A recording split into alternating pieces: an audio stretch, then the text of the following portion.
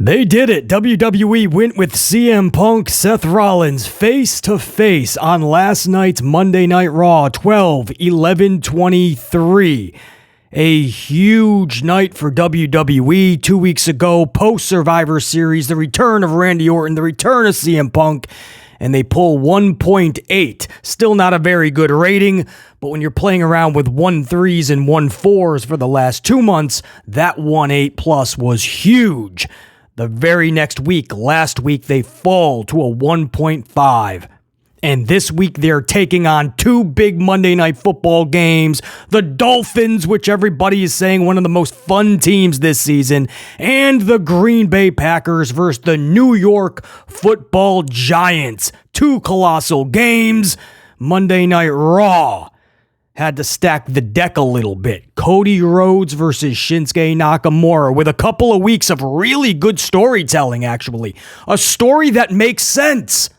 Shinsuke and Cody. I've been really digging this story. Of course, I wish it would go another month or two. They rushed it to last night's main event, but they had to stack the deck. At least that shows they're trying to compete with football. It's not about beating the NFL. It's showing that you belong. It's showing that you're not going to curl up in a ball and hide into a corner. You're going to compete. You're going to wabaka back. I like it. I just wish Cody and Shinsuke had more time to tell a story. However, like I said in that preview, an hour before Raw went live, I was live on this channel. Hundreds of you guys joining me. Thousands have seen that preview since.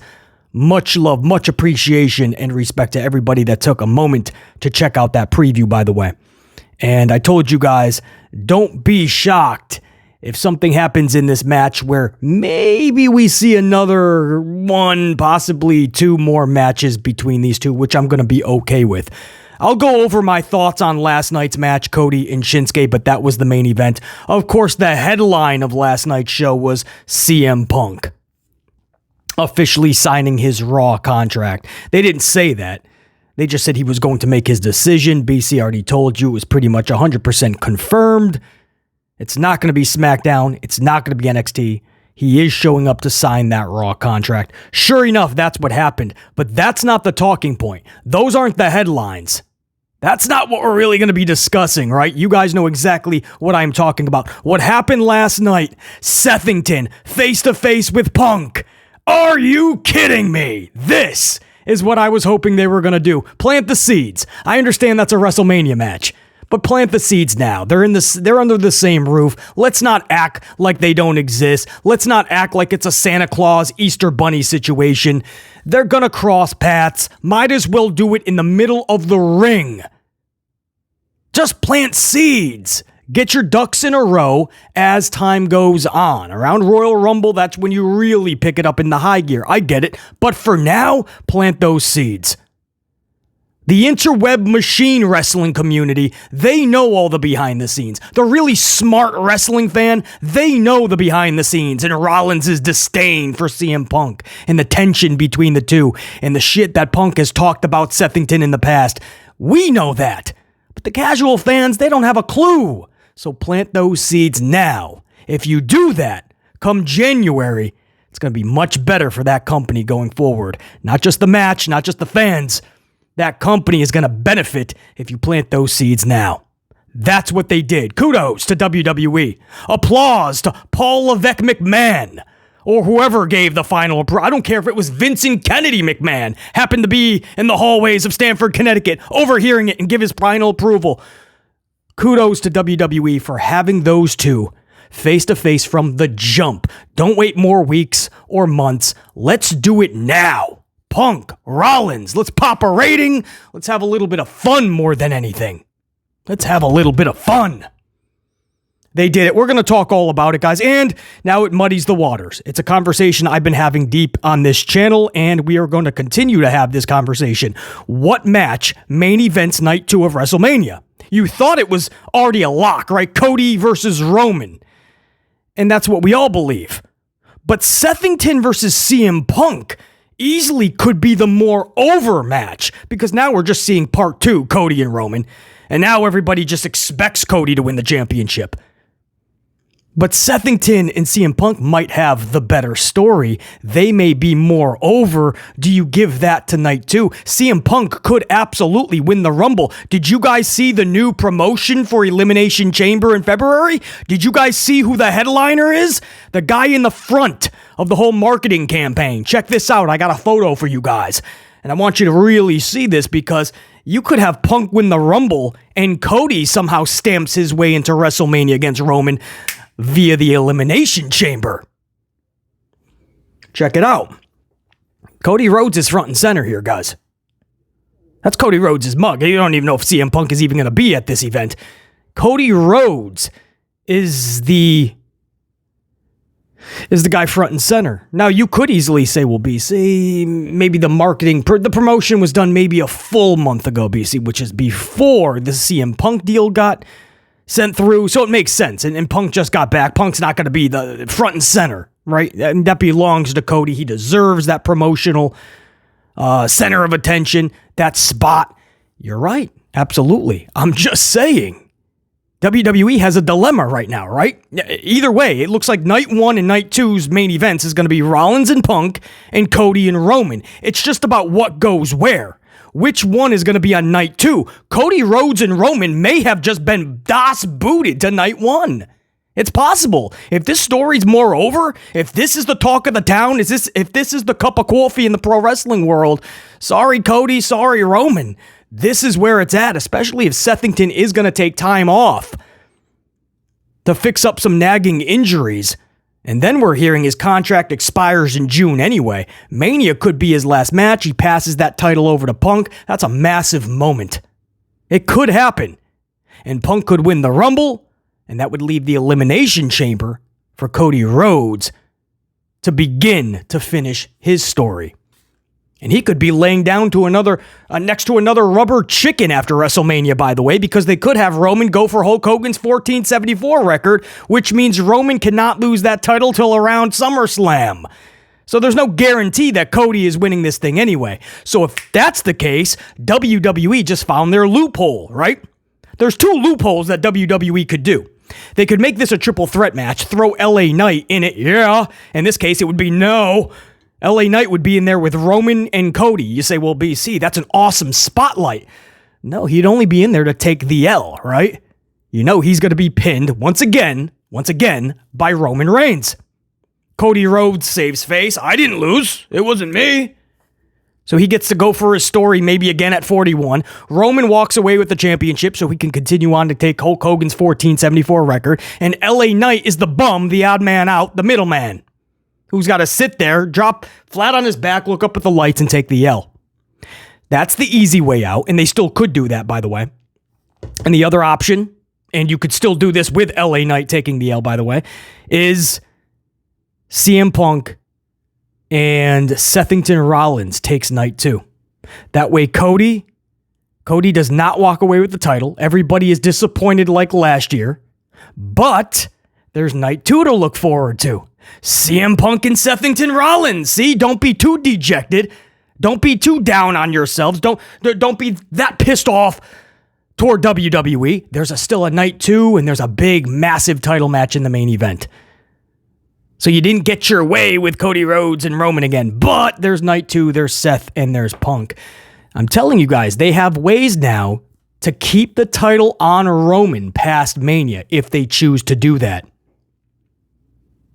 But all I'm saying is there's nothing cut and dry anymore. That permanent spot that was Roman and Cody's, it's not so permanent anymore. Seth Rollins and CM Punk, that story writes itself. That's Hangman Page, CM Punk from AEW. Unfortunately, they just couldn't sit down to do proper business, and I never thought they were going to. That marriage needed to end in divorce immediately. Sadly, that marriage never should have taken place.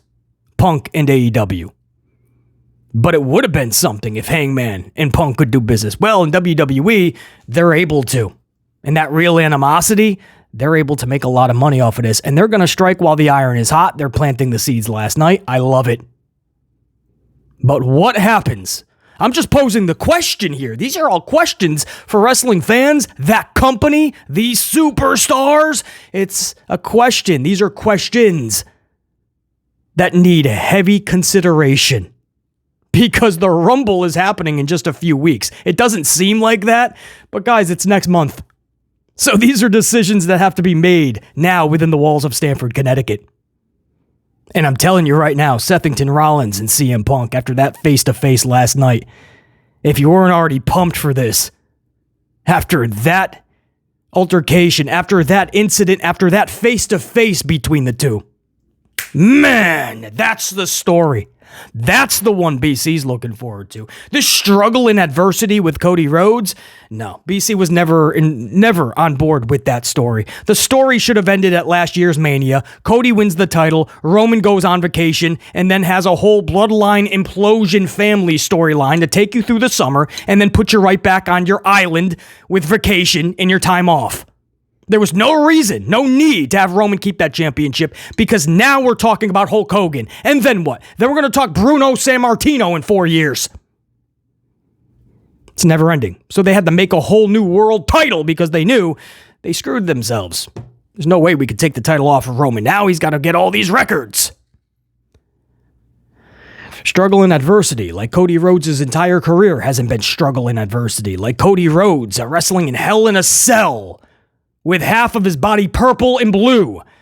That's not struggle and adversity. Your own father looked at his wrestling kids as Roman Reigns and Seth Rollins. Those were Dusty's kids more than Cody. That's struggle and adversity. The story wrote itself. Read the room. Cody should walk out with the title at 39. Instead, he's laying down next to a rubber chicken. So no. Forgive me not if I'm not so excited to see the same match I just saw at 39. Just so I can hopefully see the outcome that should have happened at 39. I just had to wait another 365 days because a portion of fans said that Cody needed more struggle and adversity. No, he didn't. You were wrong, and here we are. And they may lose that spot because Seth Rollins and CM Punk is a hell of a lot more interesting right now. It has been, it is now, and I see it getting even more interesting as time goes on. Last night was just the planting of the seeds. That's your cold open for this Monday Night Raw 12/11/23. Let's get into this review, if you don't mind. Drew McIntyre, Jey Uso started this thing off. You guys told me, I was live on a stream, maybe it was last week, and you guys told me there was a trademark or a copyright on Yeet, so Jason Uso can't use it anymore. There was pretty much a cease on all merchandise and usage of the word. Well, here he was last night, and I didn't see it. I mean, he had the t-shirt. He was yeeting away. I mean, that got resolved pretty damn quickly. He's yeeting away. I got my hands full, but yeah, I got to mute the TV when you do the Sethington sing-along. And now it looks like we're going to continue to yeet and collect yeet downs. I don't know, man. Listen, I'm still trying to find out what Juicy Oosey is. And Deuces Ooses. And now we're all going to watch Yeet Downs. Anyway, I'm not the biggest yeeter. A few years ago, I know it was a cool thing. I guess they're trying to revitalize it. It's Jey Uso. It fixed the character. You guys love it, so I put up with it. But when I heard that it can't be used in WWE, I ain't going to lie, man. I was live. You guys told me, and I was kind of like, good? That's something that could get annoying real quickly, let me tell you. But he's yeeting away last night. Everything is yeet. The crowd's yeeting. He's got the t-shirt yeeting. Oh, man. Drew McIntyre comes out. Drew says, enough with the Punk thing. I know Punk's the headline tonight, but Drew McIntyre says nobody wants CM Punk in that locker room. I've traveled the world with him, and he'll destroy this place from within. We know how that story ends. So he must have gotten the green light to talk Punk. The narrative is definitely that CM Punk cannot be trusted in the locker room, right? That he is going to self-implode. Seth Rollins made that painfully obvious during their face-to-face last night, which we'll get to. Drew McIntyre making that more than abundantly clear at the beginning of the show. So, But then they kind of conflict it, right? Throughout the night, just like 2 weeks ago, they have Punk going up to all these superstars, right? All these pro wrestlers, and whether it's a Kofi Kingston or even bumping into a Kevin Owens or a Drew McIntyre, SmackDown, Raw, he's bumping into everybody. Chad Gable. So they really just want to get the audience to kind of get familiar with Punk backstage, and there's no fights. Some tension, yes, but everything is good in WWE world. It's almost like they want to just give you that visual. Yes, Punk is backstage. Yes, there's some tension, some hesitation. The reports you're hearing are true, but everybody's cool, everybody's cordial, everybody's professional, RELAX. But then they just have wrestlers like Sethington and Drew McIntyre. Doesn't matter if you're a face or a heel. In Drew's case, heel. Sethington, more face, and they're both saying the same thing. Nobody wants you here. So WWE still wants to go with that narrative because they know they can play off of it. So it is smart. But CM Punk has nothing to do with Jason Uso, obviously. So Drew quickly turns his attention to Uso. Drew Mac defeats Jey Uso via pinfall. Now, I love the closing setup here, right? Where heel Drew taps into his nature boy, Ric Flair. Vintage Flair tactics. A thumb to the eye. Not just a thumb to the eyes, man. He amplified Ric Flair. He literally dug his thumb into the eyeball of Jason Uso. And then when Uso got up, after he just got a thumb in his eye socket, Jey gets up and he's hit with a Claymore party. It was only one in Claymore, but it was pretty vicious. We'll call it a party. Claymore takes out Jey Uso. He's looking up at the lights. At least with one eye, he can see the lights. 1, 2, 3, Drew McIntyre wins this match. And it's lights out for Usi. For Mr. Usi. Yeet! Pretty good.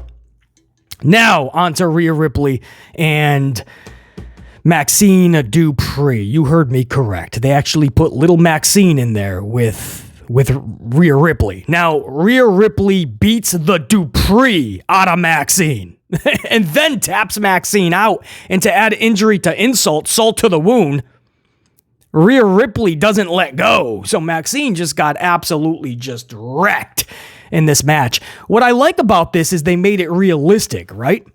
I mean, Rhea Ripley and Maxine, as much as we like Maxine, she's entertaining, right? She'll make you laugh, but she also captivates you, and she's getting better too, I feel. I feel we might see a lot of good matches, dare I say, from Maxine Dupree. I know, but she's got the character to back it up. She makes you feel a different way. She at least makes you do a double take. So she checks off a lot of other boxes. So this could be something, this could be somebody to watch. But for right now, Rhea Ripley just has to destroy Maxine. That's just what has to happen. Thankfully, that's what happened. So it helps make it realistic. And then post-match, Ivy Nile comes to the aid of Dupree. Ivy Nile has a little bit of a face-to-face with Rhea Ripley. Not a little bit, it was a lot of it. Rhea holds up her title, and it looks like Ivy Nile and Rhea Ripley is going to be the next deed done by WWE in that championship. They're really trying to put muscle in front of Rhea Ripley, right? Rhea Ripley versus Shayna Baszler. Rhea Ripley versus Zoe Stark. Rhea Ripley versus the Beast, Nia Jax. And now Rhea Ripley versus the very muscular Ivy Nile. So they're really trying to put Rhea up there with beasts, no matter the size and stature. They're little beasts, big beasts. That's how they want to run the gauntlet for Rhea Ripley to get to WrestleMania and face Jade Cargill, who I do believe is going to win the Rumble, choose Rhea Ripley. By that point, Ripley could be working as a face. A lot of fans love Mommy, and I believe Jade would work better as a heel, but winning the Rumble, WWE could try to position Jade Cargill as a face. That can easily be done. You just make Rhea a diabolical heel that you, whether you like it or not, you have to hate, right? You just can't stand her because of the deeds that she's doing. So it could be done. It's all about how they position Jade Cargill. There's a lot of planning behind the scenes right now for Jade Cargill, I can tell you that much. But Ivy Nile is going to get the rocket right up to a Rhea match. This will just be to lay flat on your back, look up at the lights, take the loss, obviously. Sometimes that benefits the wrestler, sometimes it doesn't. Like LA Knight just going to Saudi Arabia to lose to Roman on 2 weeks' notice. That doesn't help LA Knight at all. At all. Because you can't go, there's nowhere else to go. You already been to the mountaintop to take on the champion and you failed. And now you might see LA Knight, if they don't do a triple threat with Cody and Roman to take the loss at Mania, you're probably going to see LA Knight in there with Logan Paul to go for the United States Championship, a title held by Austin Theory 4 times within the last year. That tells you everything you need to know. But in this situation, I think Ivy Nile, this would be a huge calling card to every fan. This is who I am. This is what I'm about. Give me a chance. This could work out, actually. That was really hour number 1, guys. Drew Mack and Jey Uso, and then Rhea Ripley beating the Dupree out of Maxine. A lot of filler in between that, and then we went to hour number 2. This was obviously the highlight of the night. CM Punk signs exclusively with Monday Night Raw. Now, the promo that, or the TV time that he ate up during his promo was utilized differently than his last. Every promo so far that Punk has cut since his return to WWE has been a little bit different in stature, right? This one was a little bit going down memory lane, even talking about last time he was in Cleveland. Or not the last time. The first time when he walked down the aisle, he was arm in arm with Mickie James. A shout out to Mickie James. Punk gave the shout out. I always give a shout out to Mickie James. She's one of my favorites. I don't know how you cut somebody like Mickie James. I don't care if she's in her 40s. I don't care if she's a mom. She's a MILF. She's amazing at what she does, and she's still to this day one of the best female wrestlers on the planet. And now her husband, Nick Aldis, is part of WWE. There's no reason Mickie James shouldn't be coming back, by the way. But she was name-bombed on TV last night. CM Punk with a shout-out, talking about how he was arm in arm with Mickie James. And after his match, he went to the back and he says it was so good that Vince McMahon, WWE, told him, "You're going to OVW. Bye. Pack your bags." In other words, it wasn't that great. You're going to go down to our developmental system. And then he says the last time he was in Cleveland, of course, he walked out. That's it. He just took off, and here we are 10 years later, basically. And he apologizes for those he felt he let down. He talks about a story about Roddy Piper and how he felt let down at one point with Roddy Piper doing the same type of a thing. So a lot of little memory lane. But he says now it's time to finish his story.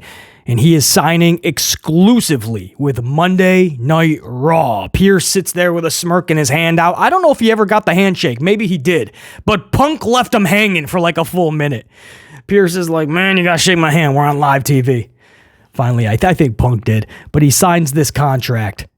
He gets up on the turnbuckle, he puts his hands in there, and the music isn't playing yet. So you gotta believe somebody's coming down. Now, deep down, I'm really hoping it's Seth Rollins, but I don't believe that WWE is gonna pull the trig and actually do this now. They should plant the seeds for Rollins and Punk, but that's a bold move to make.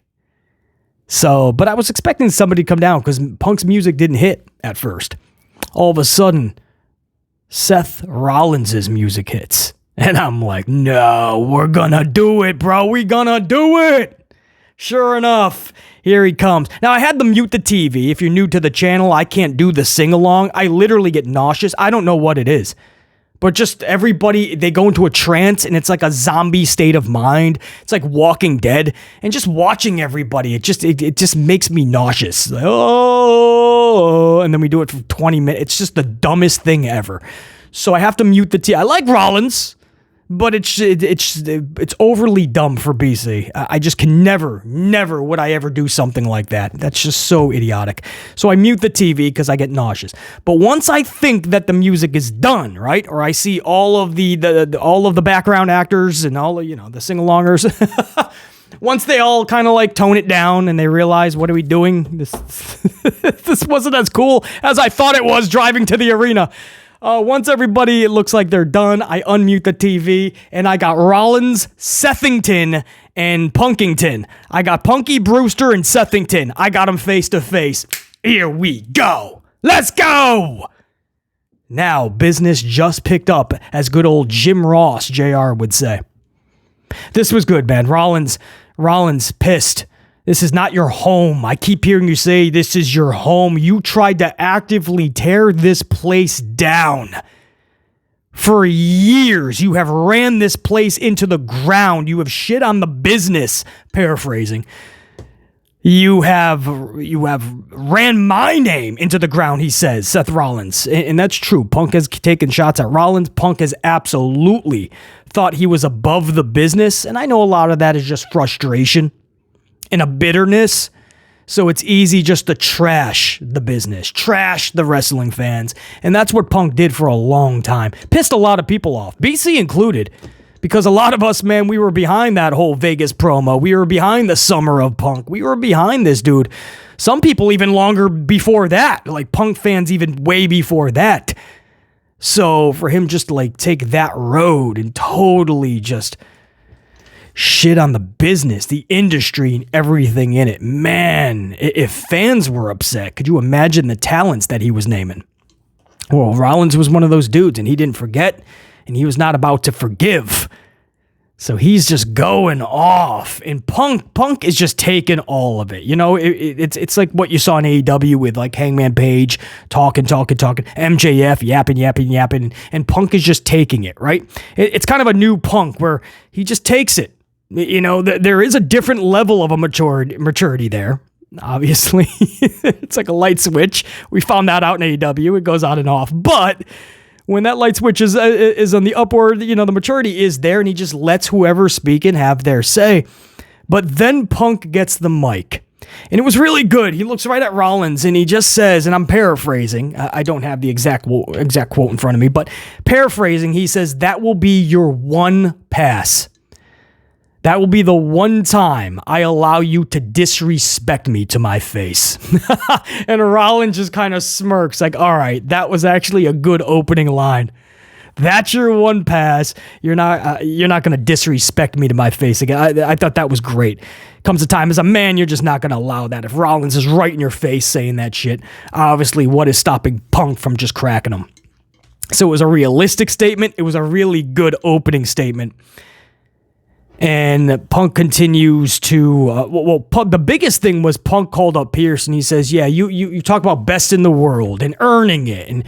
And what does it mean to be the best in the world? Well, Pierce, while we're making things official, and I signed with Raw exclusively, let's do this. Let's add me to the Royal Rumble.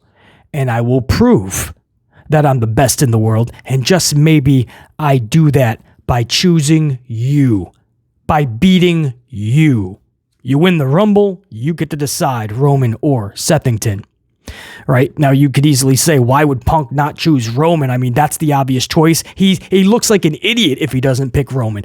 Well, that's what I mean about how important it is to plant seeds now. If Cody is going to win the Chamber to get to Roman, Punk wins the Rumble comes before Chamber, yes, you could look like a fool if you choose the championship that was just created this year and the prestigious one that's around Roman's or somewhere hanging on the island that Roman is on right now, sipping a martini and a margarita. Not going for that title, you could look like a fool unless you start planting seeds now. So by the time Rumble comes along, every fan knows, even casual, that we gotta do Punk and Rollins. Sorry, not sorry. The Roman thing's going to have to wait. That title's going to have to wait. That title that's on Rollins' waist has to go to Punk, or at least that's what Punk it has to be fixated on. It's got to be Punk Rollins. And if you plant the seeds now and that animosity and the story builds to a boiling point, or just like a pot of water that is boiling, you got to do something to it. You either put a lid on it or you take it off of the top of that oven. But something has to be attended to. Because if that pot of water is boiling and you do nothing, it will overflow. It'll get all over that fire from beneath. It'll start to make a lot of noise. Chaos will ensue. It'll only get bigger and bigger. You're gonna have to do Punk and Rollins. You can't avoid it. Right? That's the story at play. That's why Punk would choose Rollins and not Roman. And they started it in the middle of December. Plenty of time. Another whole month just to get to Rumble. There's so much you can do. Friction, animosity, build, heat up that water to that boiling point. And before it overflows, WrestleMania. Book it. Book it, Vince. Book it, Levesque McMahon. Scagnetti, book 'em, Dano. Book it. I love it. Enters the Royal Rumble, and now there's many stories at play. Cody needs to finish his story. CM Punk needs to finish his story. Who knows who else? LA Knight is trying to finish his story. 40-something years old, finally got his opportunity, failed the first time around. LA Knight's gonna want to win the Rumble. That should be LA Knight's story, finishing his. And who knows who else needs a... Drew McIntyre's pissed off because his story still is unfinished. He's going to want that storyline going into the Rumble. Rollins, Punk, that was part 1. Man, and I don't think there was a lot of time put into that. That was probably known maybe the morning of. Maybe they were finalizing something. The writing team and Levesque were in cahoots with Levesque McMahon. Like, this is what we got. What do you think? Over the weekend. And then earlier on Monday, they just ran it by Punk and Rollins. This is what we kind of want to do. The main objective is just to have Punk sign on to Raw, but maybe we can plant some seeds. So that's what they did on, I believe, not a lot of notice. Imagine what they got with 7 days notice or 2 weeks when Punk is back on Raw, whenever it is. Going forward, when you have time, man, the promos will only get better because the animosity and the tension and the friction will only get better. It will build. I'm on board with this. Can't wait to see where they go. I hope they don't screw it up. CM Punk's first match is scheduled anyway for 2 weeks from Saturday. It's going to be December 30th at a live event, a house show. December 30th, Saturday night, CM Punk will be taking on Judgment Day's Dominic Mysterio. So they're going to start to get him back into ring shape and have him ready for the Rumble. But we could see some really fun stuff with him and Rollins going forward. That was the moment, man. This, period. That's it. That's all I'll say about it. Punk, Rollins, face to face. This. I still remember them back, what was it, NXT? Freaking Tyler Black days. I think he had a championship, or no, maybe that was, he just came from NXT. Maybe he had the championship then. I don't know. He had like the two-tone hair. Remember Rollins? He had both colors that he was like I don't know, like a strawberry blonde and black, something like that. And then Punk was holding a championship too. Was that when he was going with against John Cena? I just remember them back in the day, and it was like two totally different people, man. Here we are in 2023. Interesting. Anyway, thanks for allowing me some time to talk about that, because that was the big part of the night. Top of hour 2, Punk and Rollins. Let's go! Cody and Roman, Seth and CM Punk. That is one heck of a double main event. Who takes night 2? Then hour number 2 continues with Bronson Reed defeating Ivar via pinfall off a gnarly top rope suplex. Yeah, picture that, please. Bronson has Ivar top rope suplex. That's about 1,800 pounds. 2 18-wheelers. Slight exaggeration, but I'm probably not that far off. Ivar's not getting up. Bronson could barely get up, but he was able to get one arm over Ivar. 1, 2, 3. Bronson Reed with the W. Judgment Day is middle of the ring. They're all saying some words. R-Truth, who's just really wanting to be a part of Judgment Day. He's trying to decorate the clubhouse, he calls it, the Judgment Day clubhouse. And he's trying to decorate it with Christmas lights. And he goes to the ring and he starts making demands. He's like, I think we should kick out JD McDonuts because nobody likes him. I don't think you should go around calling yourself the leader, he tells Damian. He just goes down. I don't know. Balor is talking about how he actually likes R-Truth. I think Dominic too, something like that.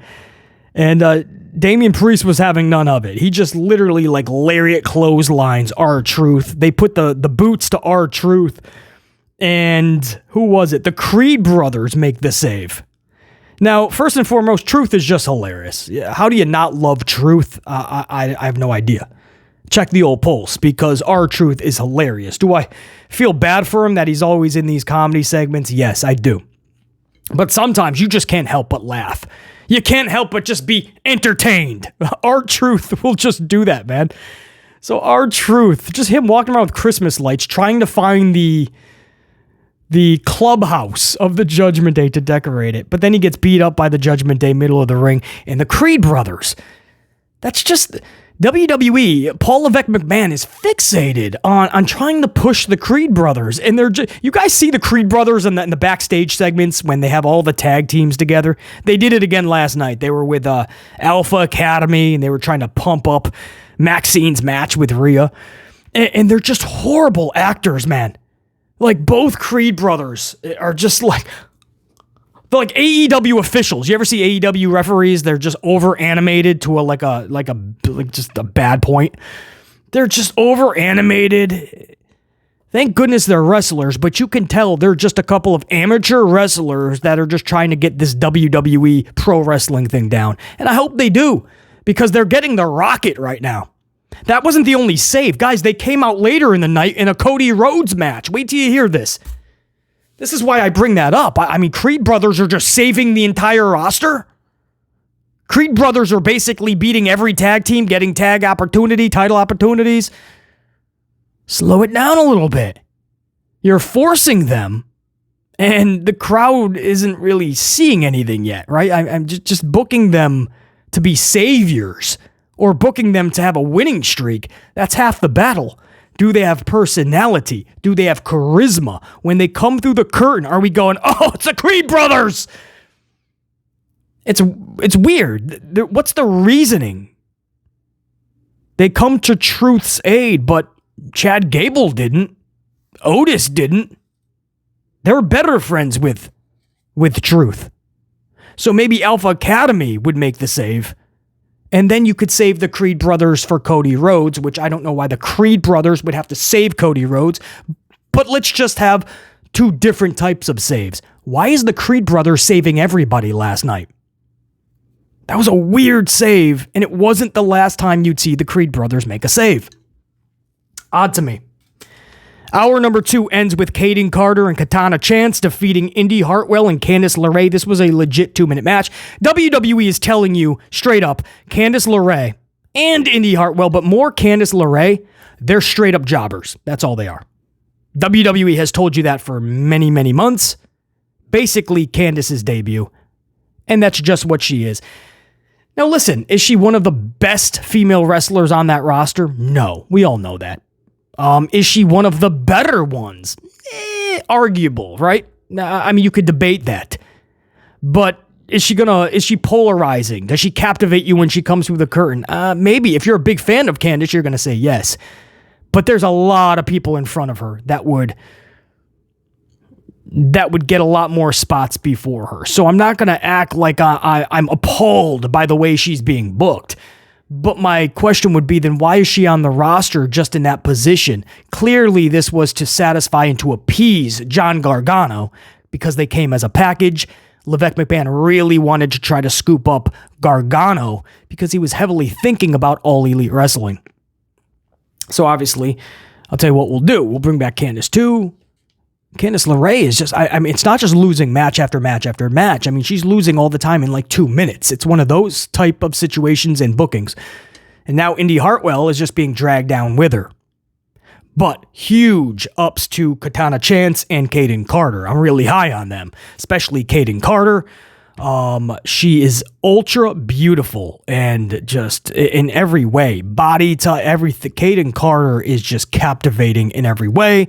So BC wouldn't mind seeing more of Kayden Carter. So I gotta tell you, man, between her and JoJo, the interviewer backstage, or no, not JoJo. What the fuck is her? JoJo is the most beautiful woman on the planet.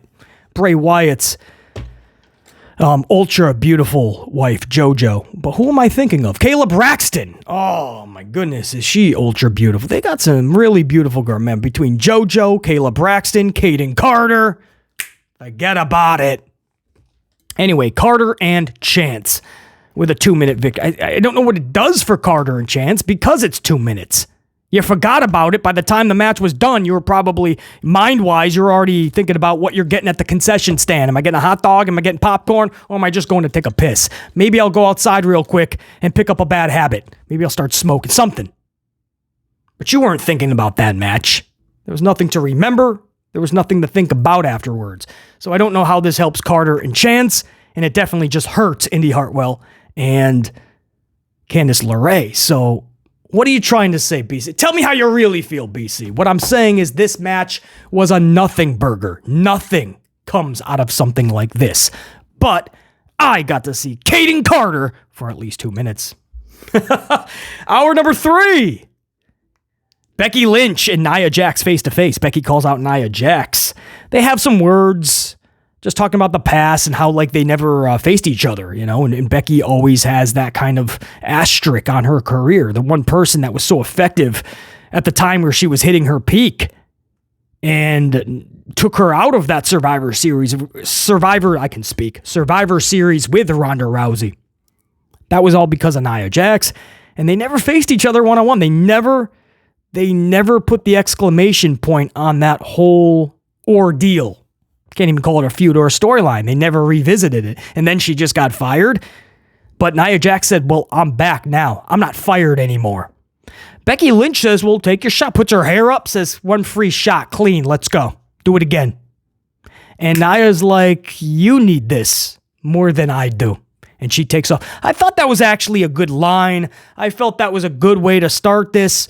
No physicality, otherwise you're just going to dilute it going forward. So I like this. No physicality. How do we get there? Nia Jax is going to play a little bit of games, right? You need this more than I do. I don't need to socialize. I don't need to mention you, talk about you, be in the same ring with you, breathe the same air as you. I don't need anything to do with you.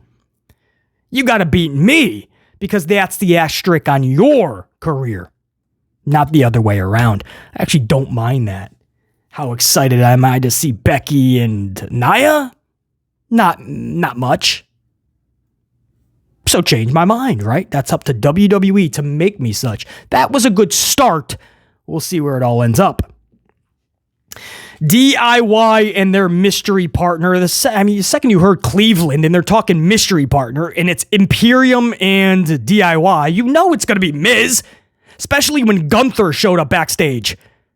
And they had Imperium, and Gunther shows up with Imperium and DIY, and they're all in that backstage. So you know it's going to be Miz. Sure enough, Miz is the mystery partner. I can't help but laugh. And then and they take on Imperium. Imperium ends up defeated via pinfall. Miz hits skull-crushing finale on Giovanni Vinci. That's how she always introduces Vinci's name. She always hits it, man. That's one of the best introductions. Giovanni Vinci. I love it. Giovanni, thanks for coming.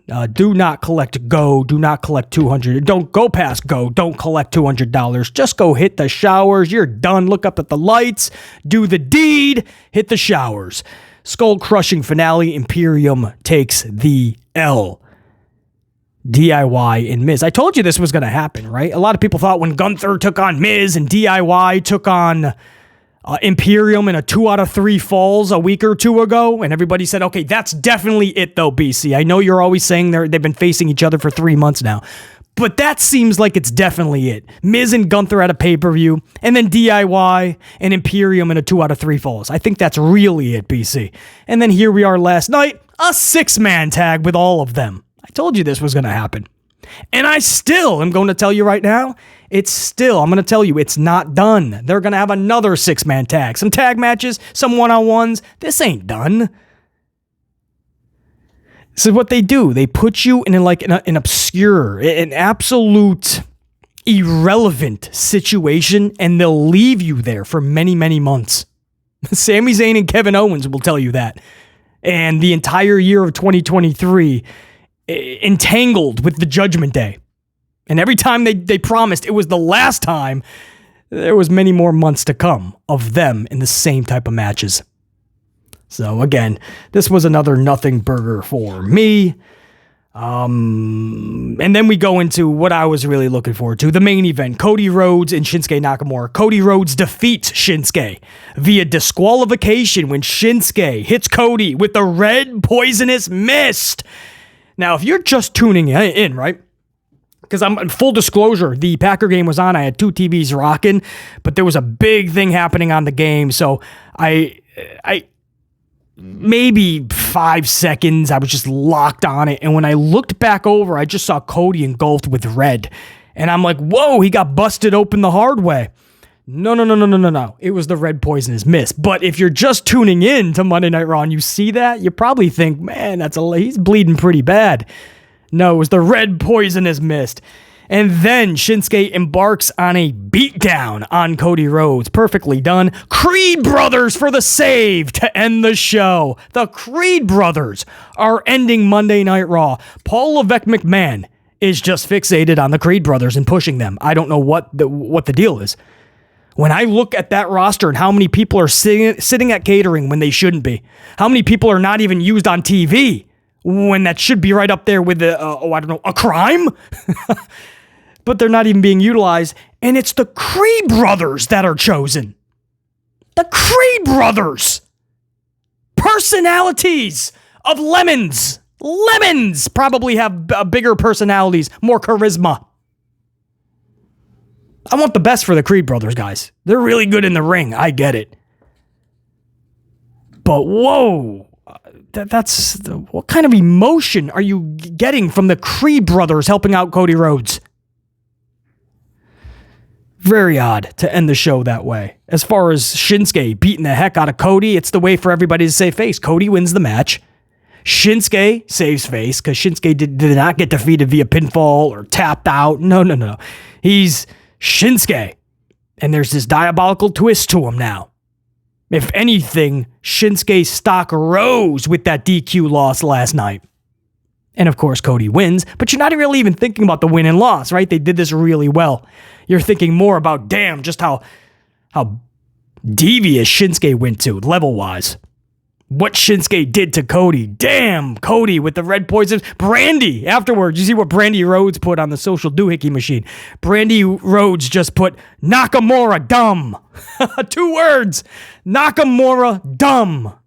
Brandy Rhodes, not happy, storyline-wise. I thought it was all just done really well. Creed Brothers out there was just odd to me, but that's what it is.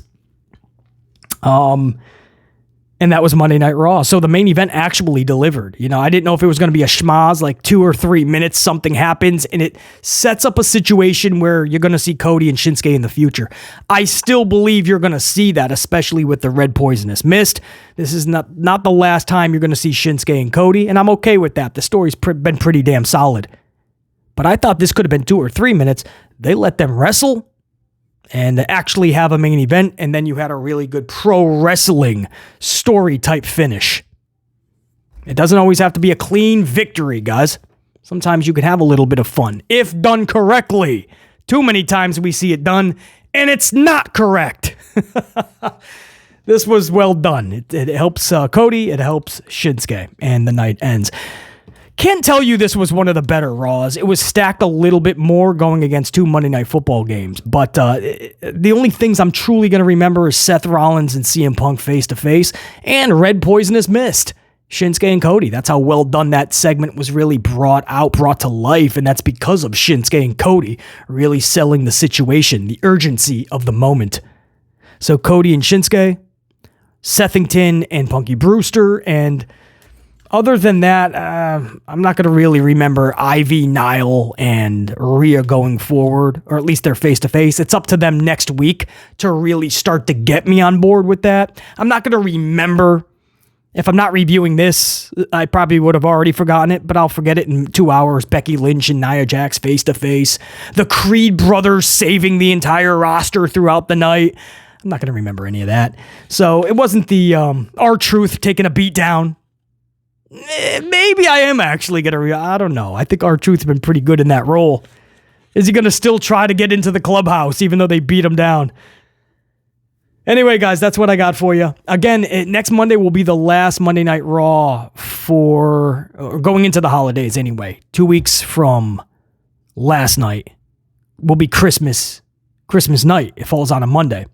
And WWE is not doing a live show. So they're going to have Peter Rosenberg. I'm just hoping that his co-host is the ultra beautiful Kayla Braxton. Because ain't nobody trying to watch Peter Rosenberg for 3 hours. But they're going to do like a best of Monday Night Raw or year-end review, something like that, guys. So next Monday is where they're really going to try to put all their eggs into a basket and pack it in for the holidays. And the pro wrestling world pretty much shuts down for a couple of weeks. We'll see. We'll see what they pull ratings-wise. It's just a few hours away. We'll see the rating. Last week, they pulled 1.5 in the 1.5s. That was down almost 400,000 viewers from the over 1.8 2 weeks ago. They stacked the card, so that'll raise it. 2 Monday Night Football games. I never use that as an excuse, but I mean, we know realistically it affects the number if you don't bring your best or put your best foot forward. I can't tell you this was the best Raw or best foot to be put forward, but they at least stacked the deck. I'm going to say 1.6s, guys. I won't be shocked if it's a 1.7. It's demoralizing if they pull a 1.5 because they did stack the deck. They pretty much stacked this card a little bit more than a usual Raw. And you did have Punk. So a 1.5 would surprise me. 1.7, I wouldn't be shocked. I'm going to say a 1.6. Obviously, those are not good numbers, but that's where we're at right now. They chose not to listen to BC the last 5 years, and I told you this is where they'd be if they don't. And here is where they are. Exactly where I told you they'd be. So at this point, take a 1.6 and salvage it. Know that you got 50 to 100,000 more viewers up against 2 football games, and maybe you just run away like you just robbed the bank. Don't look back. Take that number and try to be happy with it for now. Going into have a nice holiday dinner. And then when you come back, your focus should be getting more than a 1.6, 1.7. You should focus on getting into the 2 to 3 million viewership because there's no reason we're not there already. That's it. You can tell I'm amped up, man. I just finished a whole coffee before recording. So that's probably why I'm ultra amped right now. And this review is going a little bit longer than I wanted it to. But right when we're done recording this, I'm going to double fist 2 more coffees. That's right. Going over to Dunkin', I'm going to get 2 more extras. So we're going to stay amplified. I hope you guys do the same. Until next time, and there will be that next time. Current status, we are out. BC saying check you. Peace.